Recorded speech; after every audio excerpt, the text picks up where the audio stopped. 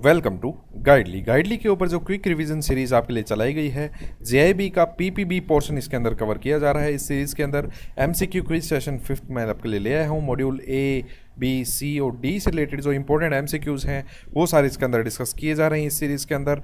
इस सीरीज़ की खास बात यह है कि अगर आपने टोटली गो थ्रू नहीं किया है पीपीबी बुक को, तो इसके थ्रू जो आपके कॉन्सेप्ट जो हैं वो क्लियर बहुत ज़्यादा होने वाले हैं। एमसीक्यू में आपको करवाने वाला हूँ, उससे रिलेटेड जितनी इन्फॉर्मेशन आपको दे सकता हूँ वो मैं इसके अंदर आपको प्रोवाइड करवा रहा हूँ। ठीक है, और यही गाइडली का मकसद रहा है कि इस सीरीज़ को ऐसे आपके सामने प्रेजेंट किया जाए कि इस क्वेश्चन से रिलेटेड जितनी चीज़ें आपको पता होनी चाहिए वो आपको बता दी जाए। ठीक है, चलिए क्वेश्चन आपके सामने आया है। Which of the following statement is true in reference of minors account. Minor account से रिलेटेड जो सारी इन्फॉर्मेशन है वो अभी आपको इस क्वेश्चन से पता चल जाएगी। आपको पूछा गया है कि कौन सी बात सही है। Banks allow minor above age of 7 years to open and operate deposit account. जी नहीं, यहाँ पे 10 years है, नोट 7 years। ठीक है, तो ये बात होगी गलत। RBI only permits bank to open minors account with father as guardian. जी नहीं, ऐसा जरूरी नहीं है, मदर को भी एज ए गार्जियन माना जा सकता है। हाँ, स्टेप फादर और स्टेप मदर को नहीं कर सकते, ये आपको पता होना चाहिए। एज ए गार्जियन इसमें नहीं खोल सकते अकाउंट, ये बात भी गलत हो गई। 2 minors can open a joint account, बिल्कुल गलत बात है, वो नहीं खोल सकते। Opening of minors account needs completion of KYC formalities of both the minor and her guardian. बिल्कुल ठीक बात है, दोनों का केवाईसी होना जरूरी है। बर्थ सर्टिफिकेट वगैरह डिटेल्स सारी आपको प्रोवाइड करवानी पड़ती है। ठीक है, with a view of inculcating the habit of thrift and saving, banks allow minors above age of 10 years to open and operate deposits account subject to certain conditions. Opening of minors account needs completion of KYC formalities of both the minor and her guardian, ascertaining and recording the bank system her date of birth। हर है, his भी हो सकता है, यहाँ पे कोई दिक्कत नहीं है।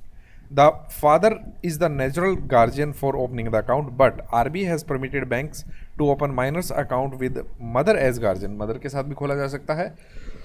The term natural guardian does not include step mother and step father. Minors should be literate and 2 minors cannot open a joint account। तो इससे रिलेटेड जितनी न्यूज़ थी आपको सारी पता चल गई। ठीक है, नेक्स्ट है among the following given which of the following is correctly matched. कौन सा एक्ट जो है वो ईयर के साथ बिल्कुल सही कनेक्टेड है। तो इंडियन पिनल कोड जो है वो 1862 नहीं है, 1860 है।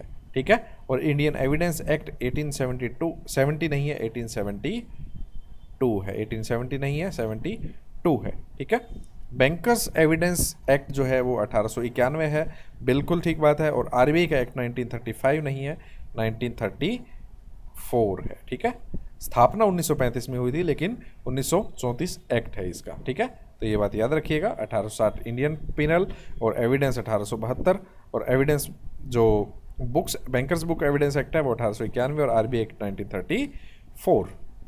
अब एक केस स्टडी रिलेटेड क्वेश्चन है कि CEO asks his sister-in-law to buy more shares in company he runs just 1 week before the big government project is announced because he is sure that this news will skyrocket share prices।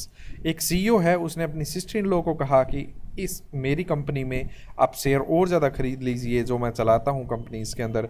क्यों, और ये कब कहा, जब big जो government project था वो announce होने वाला था उससे 1 हफ्ते पहले। क्यों, क्योंकि वो जानता था कि जैसे ही ये न्यूज़ आएगी कि गवर्नमेंट ने इसके अंदर टाई अप किया है प्रोजेक्ट के लिए, तो शेयर जो है वो स्काई रॉकेट मतलब बहुत ऊपर जाएगा प्राइस शेयर्स का।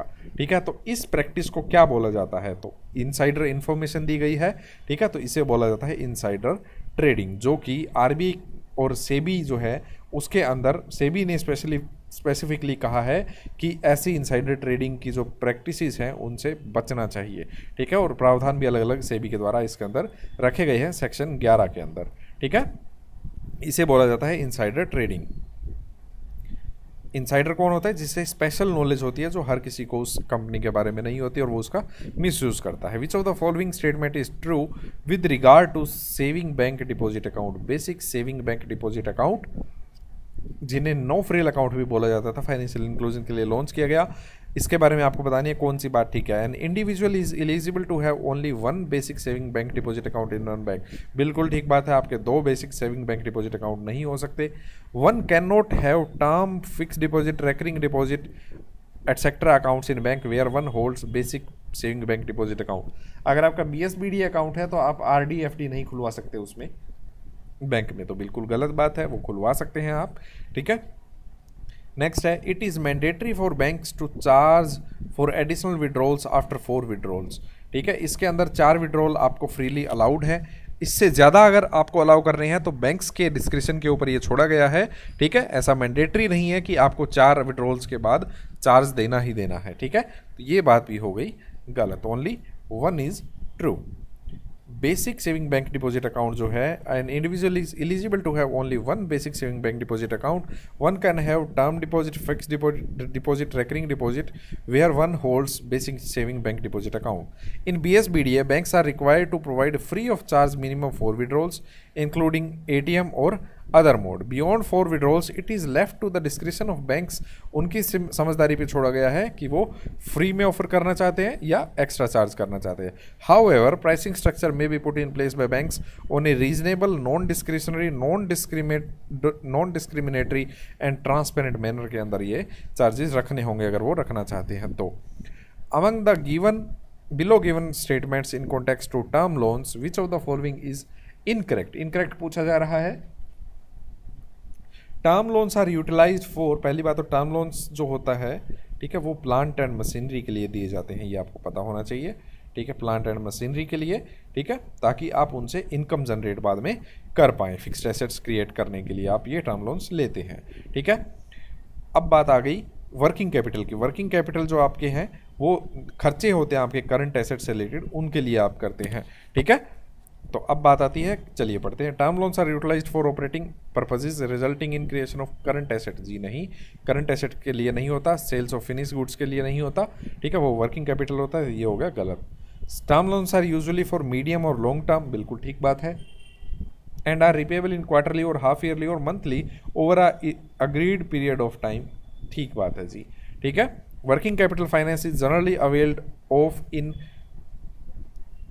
Cash credit hypothecation. Working capital के CC अकाउंट्स जो होते हैं आपके, वहाँ पे रखा जाता है। हाइपोथिकेशन होता है आपका प्राइमरी सिक्योरिटी के ऊपर। CC के अंदर प्राइमरी सिक्योरिटी आपकी क्या होती है, जो आपके स्टॉक्स और रिसीवेबल्स हैं वो होती है आपकी प्राइमरी सिक्योरिटी। तो ये बात भी सही होगी, लेकिन आपसे पूछा गया था इनकरेक्ट बताइए, तो आंसर बनेगा आपका A। Term loans are utilized for establishing, expanding, modernizing a manufacturing unit by acquisition of fixed assets, while working capital finance is utilized for operating purposes।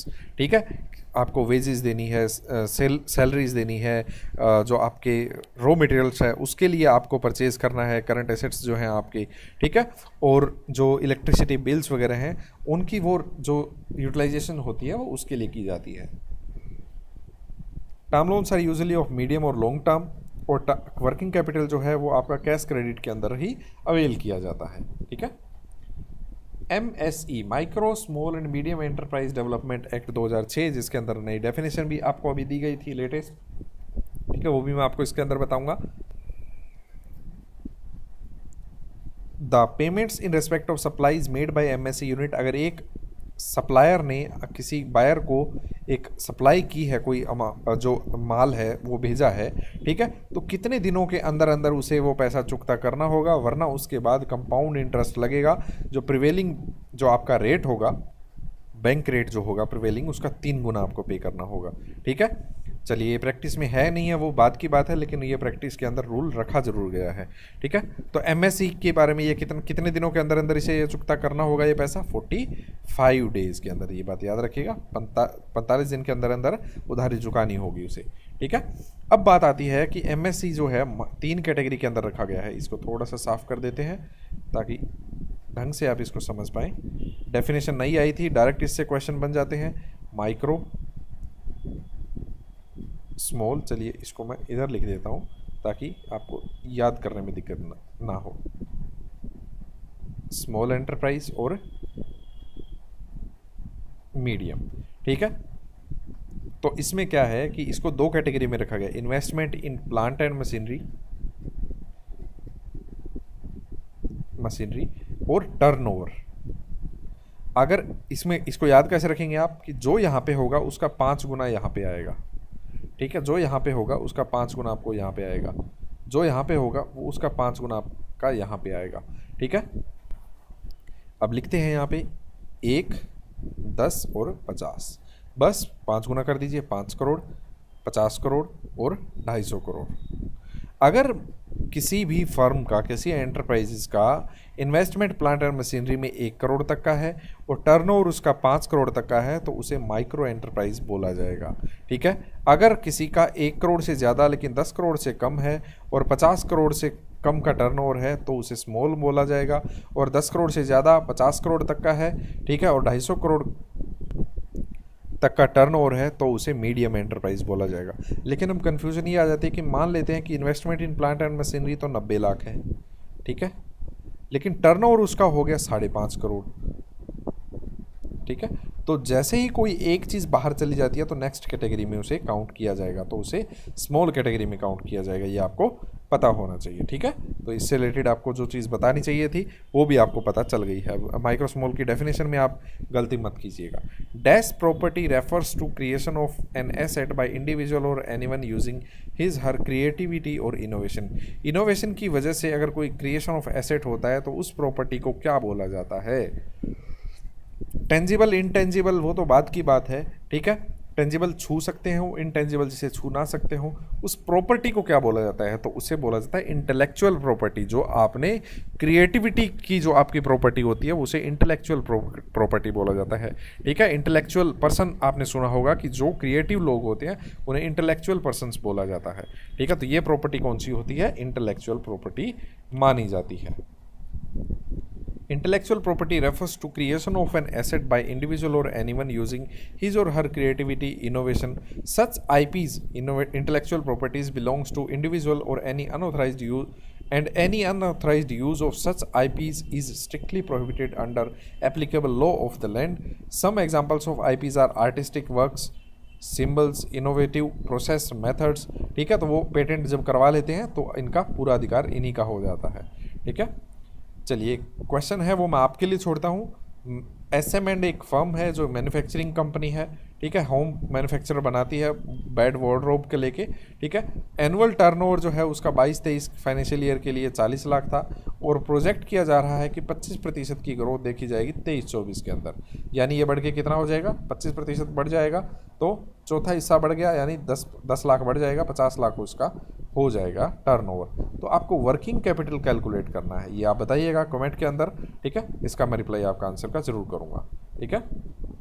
Dash is in effect the combining of accounts of debtor. अगर ये effect में हो कोई जो term यहाँ पे आएगी तो combining of accounts of debtor and creditor to arrive at net balance payable to one another. ठीक है। डेटर और क्रेडिटर के जो अकाउंट्स हैं उनको कंबाइन करके देखा जाता है कि किसे पे किया जाएगा, कौन पे करेगा। ठीक है। तो मान लीजिए कि किसी ने 10 रुपये का उधार लिया और इसने इस 10 रुपये ए ने बी को देने थे। ठीक है।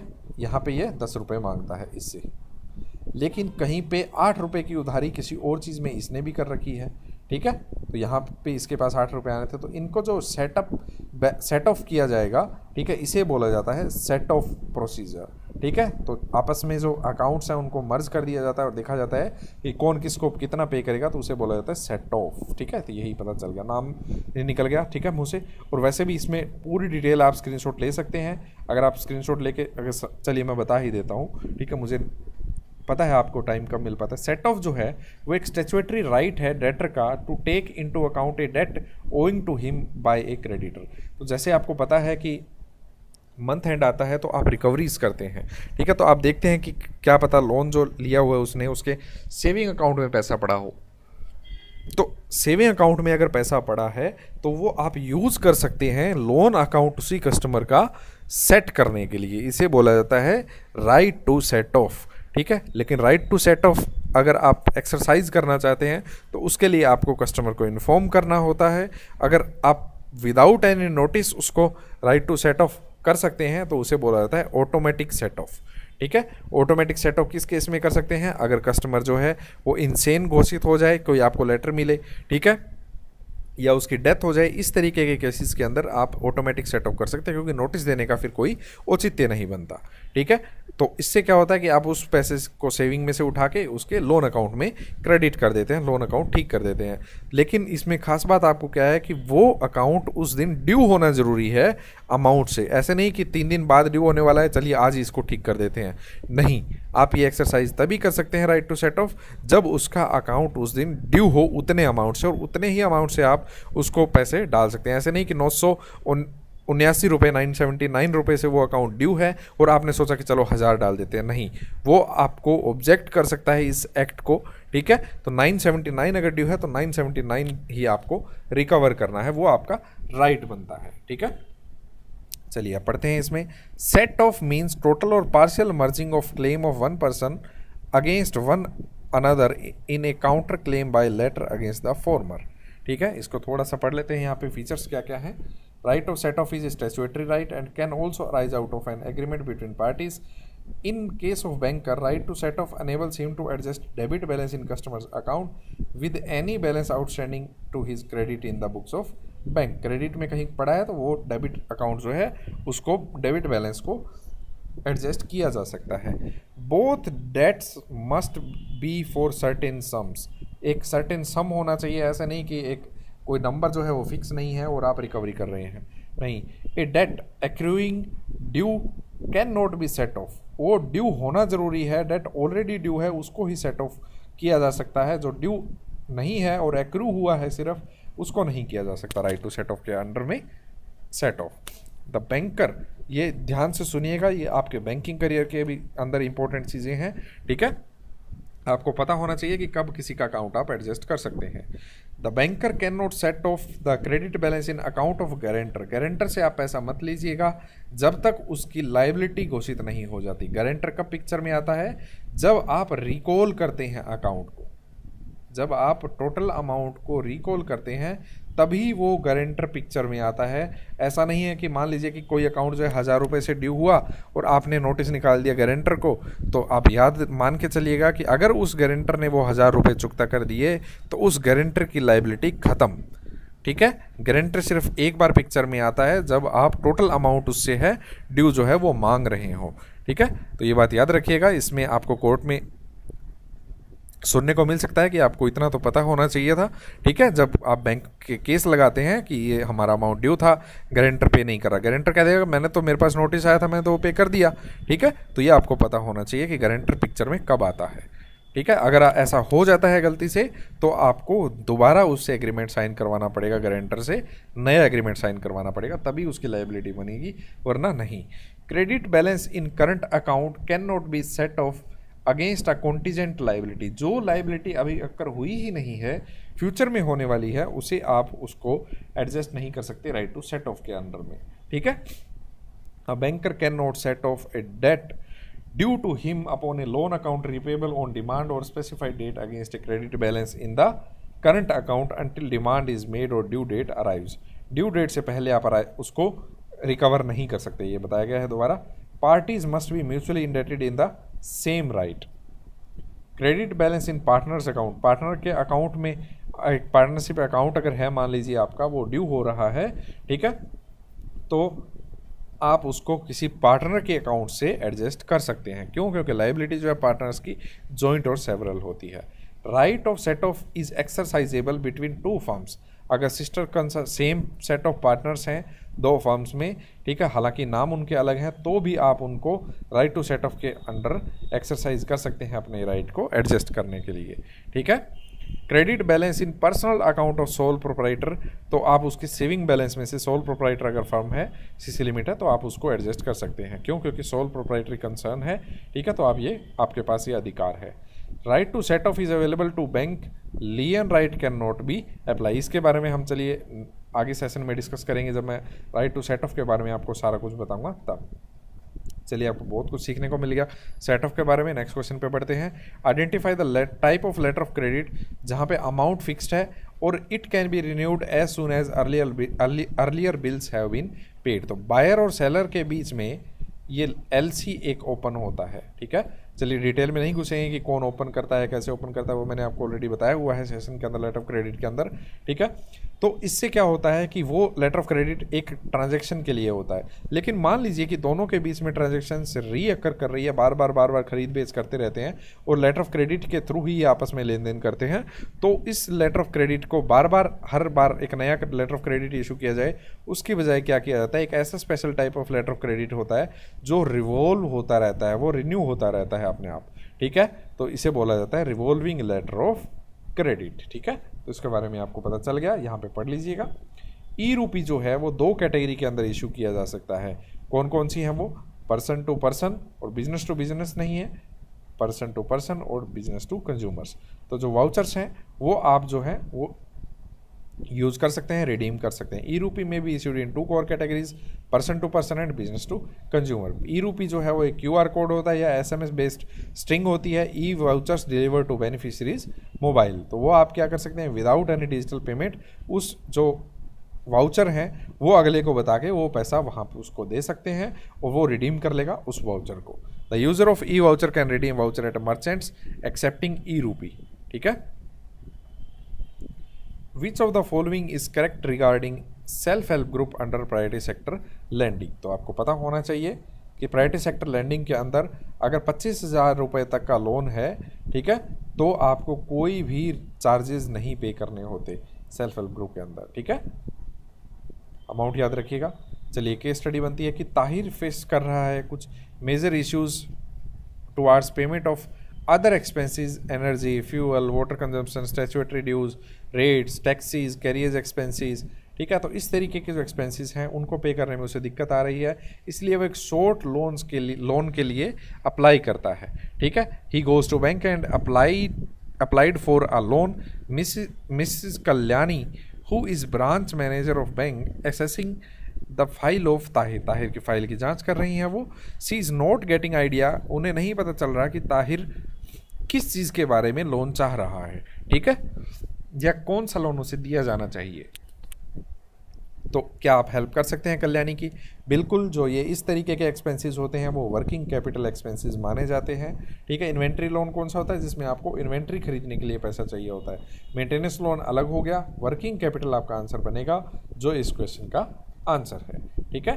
तो वर्किंग कैपिटल जो एक्सपेंसेस हैं वो डे टू डे बिजनेस को आपको चलाने के लिए चाहिए होते हैं। रॉ मटेरियल्स परचेज करने के लिए, वेजेस एम्प्लॉयज़ को पे करने के लिए, पेमेंट टुवार्ड्स अदर एक्सपेंसेस जो इसके अंदर मेंशन्ड है, ठीक है, और other expenses required to be incurred in connection with production, selling और एडमिनिस्ट्रेशन। तो इस तरीके के जो होते हैं वो आपके वर्किंग कैपिटल में आते हैं। टर्म लोन में आपके प्लांट एंड मशीनरी आती है, ठीक है। तो ये आपको पता होना चाहिए। चलिए इस सेशन का लास्ट क्वेश्चन देख लेते हैं। लीगल एंटिटी आइडेंटिफायर से रिलेटेड क्वेश्चन है, LEI, ठीक है। तो इसके बारे में आपको पता होना चाहिए कि ये कितने डिजिट का कोड होता है। ये कह रहा है कि 12 डिजिट का अल्फान्यूमेरिक कोड होता है जो यूनिक आइडेंटिटी प्रोवाइड करवाता है पार्टीज़ को जो 50 करोड़ या उससे ऊपर की ट्रांजैक्शंस के साथ इन्वॉल्व होते हैं, ठीक है। तो इसे बोला जाता है लीगल एंटिटी आइडेंटिफायर। तो यहाँ पे ये चीज़ गलत है, ये 12 डिजिट का कोड ना होके 20 डिजिट्स का कोड होता है, अल्फान्यूमेरिक कोड होता है। ये बात बिल्कुल ठीक है। 50 करोड़ या उससे ऊपर की ट्रांजैक्शंस के लिए ये जो इशू किया जाता है, ठीक है, और 20 डिजिट का कोड होता है, तो ये होगी गलत। ओनली सेकेंड इज ट्रू, ठीक है। This has been implemented to borrowers the exposure to whom the scheduled commercial bank is 50 crore और मोर। ये एक यूनिक आइडेंटिटी प्रोवाइड करवाता है पार्टीज़ को, लीगल आइडेंटिटी आइडेंटिफायर, ठीक है। तो यहाँ पे स्क्रीनशॉट लेके आप इसको पढ़ पाएंगे। चलिए इस सेशन के अंदर इतना ही। आपको पता है गाइडली आपकी हैंड होल्डिंग करने वाला है, CIB तक क्लियर करवा के छोड़ेगा आपका। चैप्टर वाइज सेशंस आपके लिए लाए जा रहे हैं, ट्रिकी कॉन्सेप्ट्स आपके लिए लाए जा रहे हैं, और MCQ मॉड्यूल वाइज भी आपके लिए जल्द से जल्द लाए जाएंगे, ठीक है। मैंने सारे मॉड्यूल्स के लिए इकट्ठे ही MCQ सीरीज़ आपके लिए चला दी है। केस स्टडीज़ भी आपके लिए आने वाली हैं, तो बने रहिए गाइडली के साथ, आपका पेपर क्लियर करवा के छोड़ेंगे हम, ठीक है। अगर आपको वीडियो अच्छी लगी है तो लाइक कीजिए, शेयर कीजिए अपने सीरियस दोस्तों के साथ, और कमेंट करके बताइएगा कि इस सेशन में आपको मज़ा आया कि नहीं आया, क्या चीज़ें आपको और चाहिए वो आप हमें बता सकते हैं, हम आपके लिए ज़रूर वो चीज़ें लेके आएंगे। Thank you so much.